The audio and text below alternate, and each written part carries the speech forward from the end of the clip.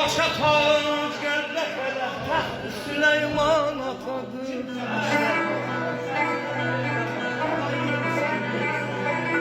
Sarıya yaş ala kurban yanın hürmetini sakla bu dünyada. Türkiye ey bizi bu dünyaya behş eden insan atadır. Aleyhim aleyhim aleyhim.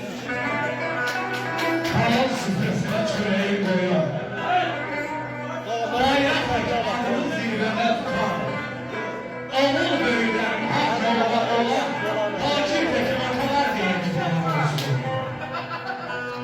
Zamane sarıkından düzene geçen, aylardaki asları koyup yüzlüyüp diyen, vətəni, imrəsi Qarabağ'ı bilen takipteki atalar diye kitabı.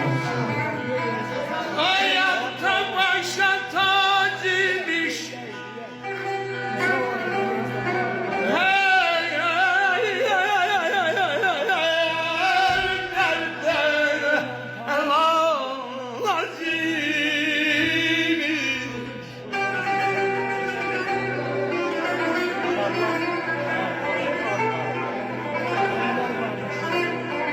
Evlat ne kadar pir ola. Benim